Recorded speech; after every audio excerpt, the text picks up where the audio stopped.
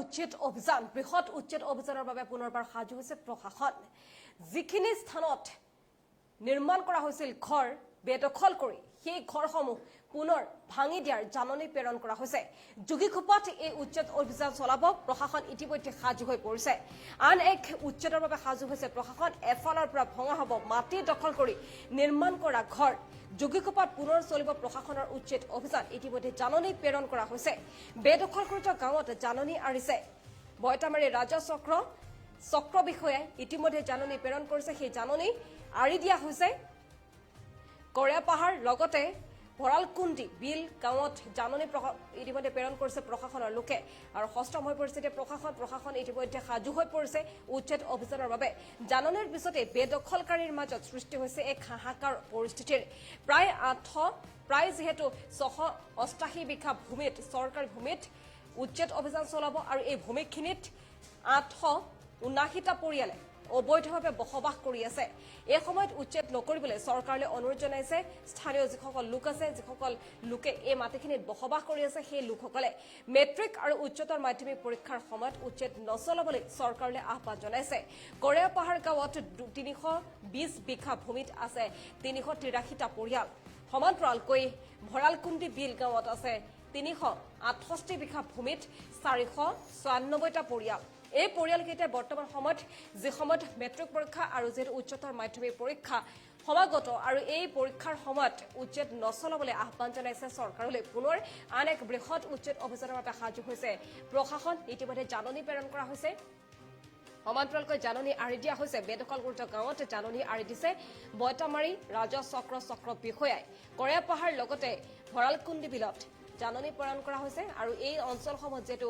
উচ্ছেদ অভিযান চলোৱা হ'ব এক বৃহৎ উচ্ছেদ অভিযান চলোৱা হ'ব জাননী লাভ কৰাৰ পাছতে স্থানীয় লোকসকলৰ মাজত হাহাকাৰ অৱস্থা এতিয়া সৃষ্টি হোৱা দেখিবলৈ পোৱা গৈছে সেই স্থানত আছে প্ৰায় 688 বিঘা ভূমি আৰু এই চৰকাৰী ভূমিত বসবাস কৰি আছে বৰ্তমান সময়ত 879টা পৰিয়ালে অবৈধভাৱে যেহেতু 879টা পৰিয়ালে বসবাস কৰি আছে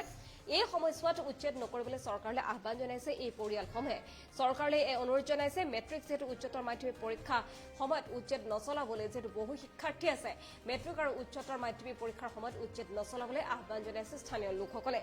কৰীয়া পাহাৰত আছে 320 বিঘা ভূমি আৰু এই 320 বিঘা চৰকাৰী ভূমিত দীৰ্ঘদিন ধৰি বসবাস কৰি আছে 383টা পৰিয়ালে আনহাতে ভৰালকুণ্ডি বিল গাঁৱত আছে 368 বিঘা ভূমি আৰু 368 বিঘা ভূমিত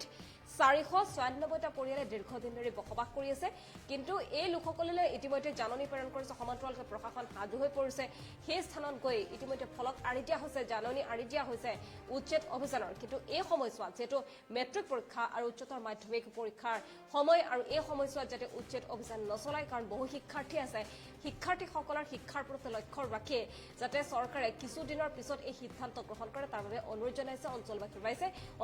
ৰাইজৰ মাজতে হাহাকাৰ অৱস্থাৰ সৃষ্টি হোৱা পৰিলক্ষিত হৈছে এক বৃহৎ উচ্ছেদ অভিযান চলাবলৈ পুনৰ সাজু হৈছে এতিয়া প্ৰশাসন 668 বিঘা ভূমিত উচ্ছেদ অভিযান পুনৰ চলোৱা হ'ব চৰকাৰী 668 বিঘা ভূমিত দীৰ্ঘদিন ধৰি যিহেতু 879টা পৰিয়ালে বসবাস কৰি আছে অবৈধভাৱে এই পৰিয়ালসমূহলৈ এনেদৰে জাননী প্ৰেৰণ কৰিছে ইতিমধ্যে আৰু যোগীখোপাত পুনৰ উচ্ছেদ অভিযান চলোৱা হ'ব আৰু এই অভিযানৰ বাবে প্ৰশাসনে সম্পূৰ্ণৰূপে সাজু হৈ পৰিছে কিন্তু যিসকল লোক আছে সেই লোকসকলে সেই অনুৰোধ জনাইছে চৰকাৰলৈ যে বৰ্তমান সময়ছোৱাত মেট্ৰিক পৰীক্ষা উচ্চতৰ মাধ্যমিক পৰীক্ষা আছে আৰু সেইবাবে কিছুদিনৰ পিছত উচ্ছেদ অভিযান চলাবলৈ বা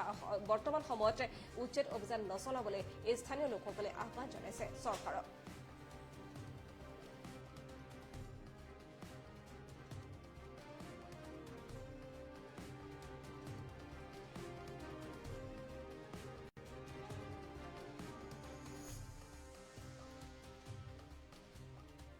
চৰকাৰৰ যদি প্ৰয়োজন আছে চৰকাৰী মাটি উচ্ছেদ চলিব এইটো আমাৰ ক'বলগীয়া নাই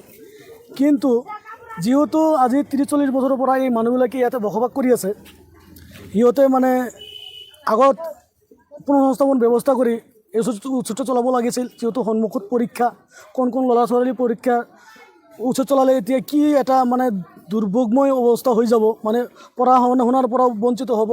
শিক্ষাৰ পৰা বঞ্চিত হ'ব আৰু এটা কথা ক'বলগীয়া আছে যেহেতু এই সন্মুখত পাহাৰ আছে কিছুমানে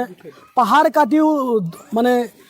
কাটি এনেকুৱা এটা অৱস্থা কৰিছিল ধ্বংসলীলা আৰম্ভ কৰিছিল কিন্তু আমাৰ স্থানীয় ৰাইজে এই পাহাৰ কাটাৰ পৰাও মানে সিহঁতক বিৰত ৰাখিবলৈ চেষ্টা কৰিছে কিন্তু সিহঁতে কি কৰিছে যে নহয় পাহাৰ কাটাটো আমাৰ মানে পারমিশন আছে গতিকে যেহেতু বনভূমি একফালে ধ্বংস হয়ে আছে সেইফালে কোনো চৰকাৰৰ মানে চকু কাণ নাই আনফালে সাধাৰণ ৰাইজ যেহেতু নদী ভাঙি মানে গৰাখহনীয়াৰ কবলত পৰি আহি আমাৰ ইয়াৰ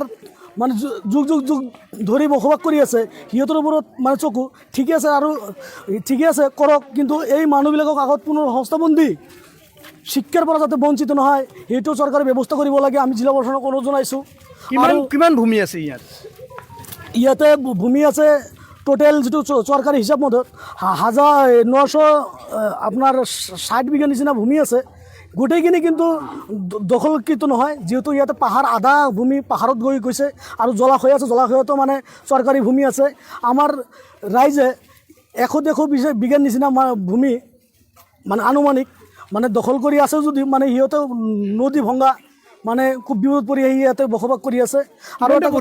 যদি চৰকাৰে যদি নিৰপেক্ষভাৱে যদি মানে উচ্ছেদ চলায় দেখা গৈছে যে এটা সাইটত মানে নোটিছ জাৰি কৰিছে কিন্তু